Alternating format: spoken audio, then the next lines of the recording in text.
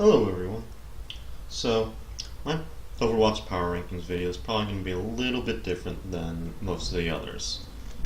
If you want to skip straight to the power ranking, skip to the time zone below. So anywho, first of all, this is just some equation stuff to show what numbers I'll be using to get my power rankings, because I'll be using an ELO system for each team based on each map type of escort, hybrid, control, and assault. The initial rating that every team was set at for all four maps was at 1200. Then after each game they played on each map, their rating would change based off the odds that they won,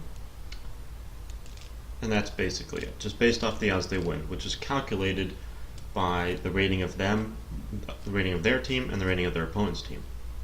So in the formulas below.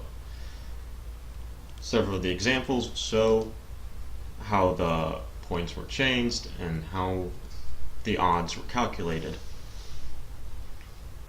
Now the odds for an entire match would just be the odds after all the games were calculated, the odds that one team had 3 wins, or at least 3 wins, sometimes even 4 wins.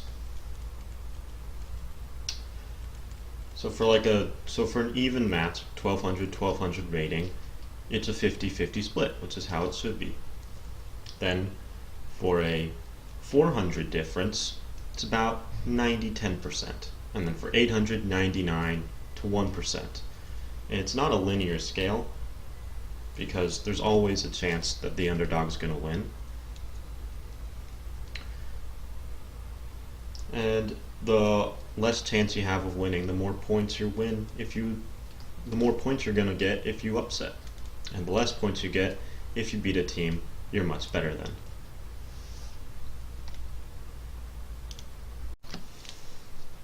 So, moving on to the actual power rankings themselves, here they are. First, we got the New York Excelsior. It's pretty good. The team's been doing really well lately. They did lose their one match to, it was either Boston or Philly. London lost to the other one. But they still did a good showing, and they've been putting up good stats all around. London as well, same thing. Seoul did get 4-0'd by London, which brought them down a lot, but they still have been doing really well against all the other teams, so their ELO stats are still really high up there, and their rankings are still really high up there. Then you have Boston, Houston, the LA Valiant, and this may be a little bit strange to some people, but Boston has been playing really well, and their stats show it. They are number 1. Yeah, they are number 1 on control point overall, and that's just insane. Especially since control is the most important map type of all 4 map types, saying as it's the map type used for the overtime 5th tiebreaker match. And then Houston, also another team that's been doing really well. They're 2nd in both hybrid and escort, and 4th in assault. Unfortunately, the 10th in control really brings them down a lot. It basically means that when Houston plays, either they're going to win 3-1, 4-0, or they're going to just lose 3-2 because they can't win that tiebreaker 5th match if it goes to that. And if you look at Houston's past matches, that's where they keep losing. 66% of their losses have been 3-2. But yeah, so these are the rankings are in the little parentheses, and the ELO numbers themselves are next to it, and it shows you how I got the power rankings and how each team fares on each of the maps, and it's good for like predicting what team wins, so you can just take some time and look at it how you want by pausing the video. Now the last thing I wanted to go over were the matchups for the last week of Stage 1 and what teams are probably going to be in that playoffs. So here are all the matches, and there are 4 matches in particular I want to talk about. On the 7th, the Valiant versus Seoul. This is going to be super important in determining the Stage 1 playoffs. London versus Houston, New York versus London, and Houston versus Boston. All 4 of those matchups are going to be key to determining what teams make it to the playoffs of Stage 1. as it stands right now, there's a really high chance that all the teams, there's about a 60% chance that all the teams who make it to the playoffs are going to be the three Korean teams of Seoul, London, and New York, the 1, 2, 3 teams as of the power rankings. The teams that have the highest chance of breaking that would be Houston and Boston. Now, Boston, between the two teams, Boston and Houston, Boston is the better team and who I would think would win in a match between the two. As you can see, they have about a 57% to the 43% chance of Houston. However, Houston has a higher chance of making it to the playoffs because they have a plus 14 map score right now, which is used as tiebreakers, which means when they go up against Seoul or London, because odds are they're going to be tied with one of them if they have a chance of making the playoffs, it's going to go down to that tiebreaker. And Boston is only at plus 7, so Houston has a much higher chance that way. And when it all plays out, Houston ends up having a higher chance of making it into the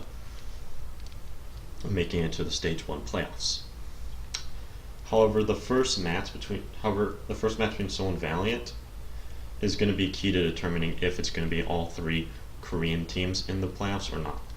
Because if Seoul wins that match, the odds of it being an all 3 Korean team go from 60% down to 84%. Up to 84%, depending on how you're looking at it. So, because Seoul being the only one of the Korean teams with 2 losses already, they need to get another loss, and this is the most likely place where they're going to get it. London and New York are almost virtually guaranteed to be making the playoffs. Each of them with over a 95% chance of making it. Seoul is lower, and if Seoul loses to the Valiant, that drops a lot and goes down to only a 16% chance. No, it drops down to about a 50% chance if they lose that match that all 3 Korean teams are going to be in the stage 1 playoffs.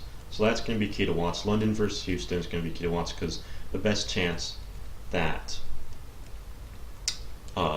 any non-Korean team has is Houston, and they would have to beat London and then Boston, even though they're both the underdogs, so that's still the best chance. The next after that would have to be Boston coming through and winning both games and then somehow beating the tiebreaker against whichever one of the Korean teams drops down to 3 losses. And those are basically the only ways that it's not going to be a Seoul, London, New York top 3 in stage 1. So yeah, those are the key matches to watch, and those are the matches I'm going to be paying close attention to. Those are my power rankings, and hope you enjoyed the video.